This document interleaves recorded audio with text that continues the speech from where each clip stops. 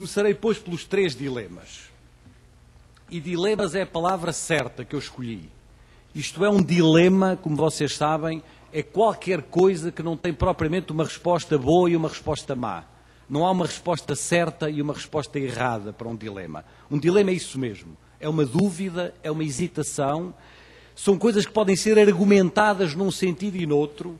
São decisões que nós só conseguimos ponderar através do conhecimento, mas também através dos nossos valores e que, portanto, o que eu vos vou sugerir como dilemas e a maneira como eu os entendo, vocês poderiam dar uma outra resposta e, portanto, a ideia do dilema é justamente essa ideia de uma dúvida e não propriamente dizer o que está bem é isto e o que está mal é aquilo. Não é um manicaísmo, é justamente uma situação dilemática que nos põe perante decisões e, mais do que perante decisões, perante deliberações.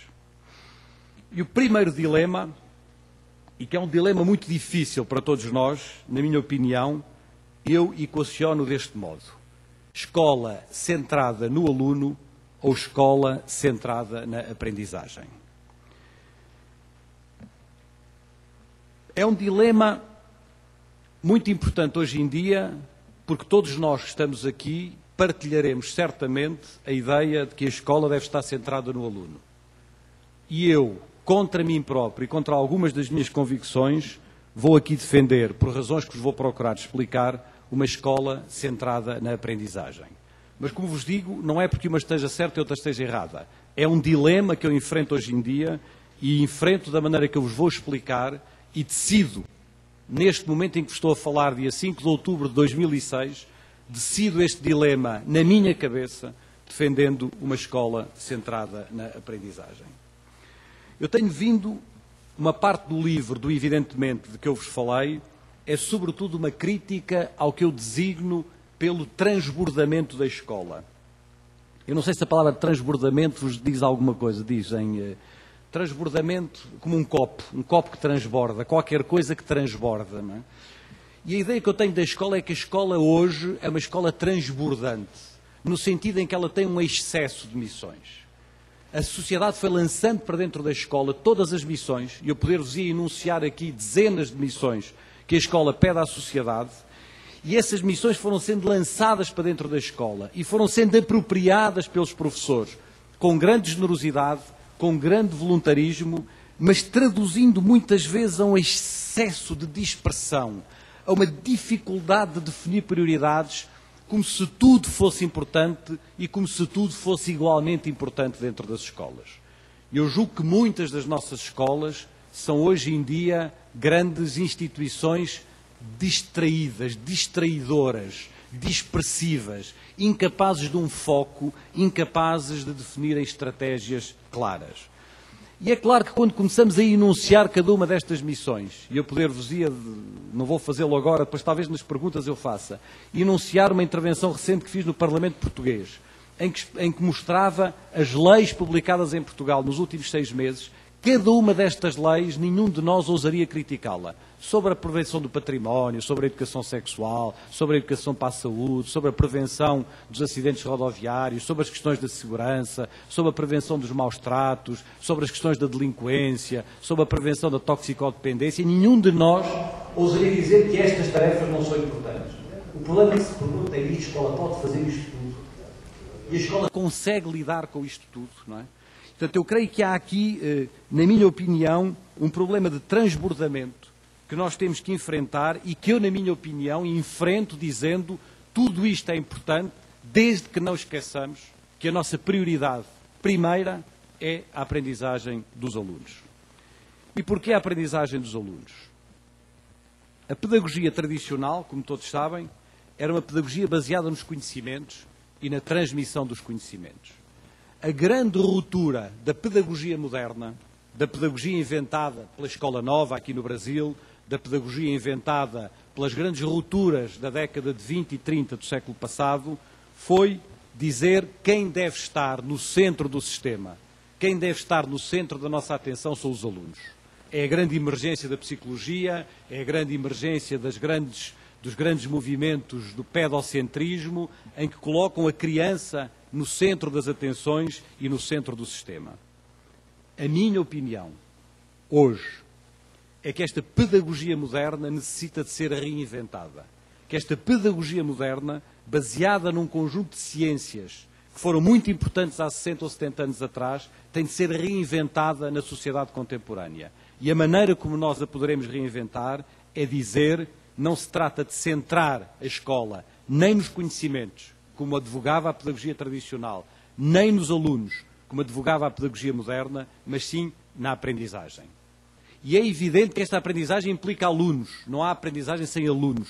A aprendizagem implica uma pessoa, um aluno concreto, implica o seu desenvolvimento harmónico, o seu bem-estar. Mas uma coisa é dizer que o nosso objetivo é centrar-nos no aluno e outra coisa é dizermos que é centrar-nos na aprendizagem do aluno, não é? E definirmos isso como a nossa prioridade do trabalho dentro das escolas. E a aprendizagem necessita também dos conhecimentos. E os conhecimentos foram, há que o reconhecer, durante algum tempo, uma espécie de paradigma ausente de muitas práticas pedagógicas. Eu creio que a melhor palavra e a melhor fórmula que define isso é uma fórmula que todos nós aqui já repetimos mais do que uma vez, que eu próprio já defendi mais do que uma vez, mas que hoje não defendo, que é a fórmula do aprender a aprender, não é?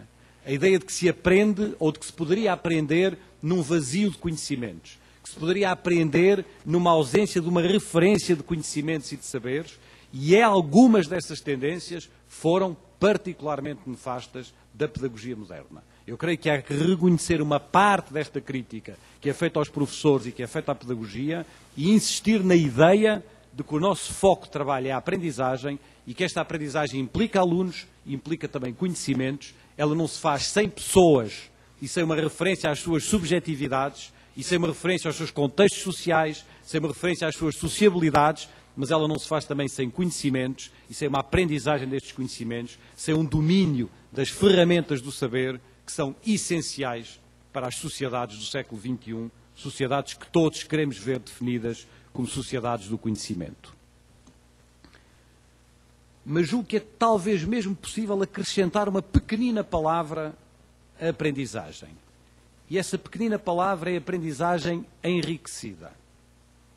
E enriquecida porquê? É enriquecida pelo que são hoje as principais descobertas das ciências mais estimulantes que existem no século XXI. E a pedagogia e o trabalho do professor está ainda muito fechado nas psicologias do desenvolvimento, nas psicologias do Piaget, em certas sociologias do século XX, em certas perspectivas da sociologia da reprodução. Estamos ainda muito centrados.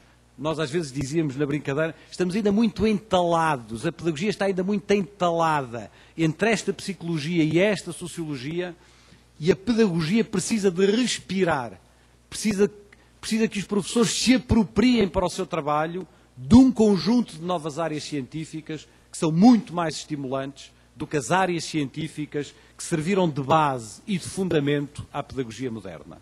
Estou a falar, por exemplo, de todas as descobertas que se fazem na área das neurociências, sobre o funcionamento do cérebro, sobre a questão das emoções, sobre a questão dos sentimentos e da aprendizagem, sobre a maneira de produzir a memória, sobre as questões da consciência. São tudo um conjunto de temas que nós temos integrado mal dentro da pedagogia.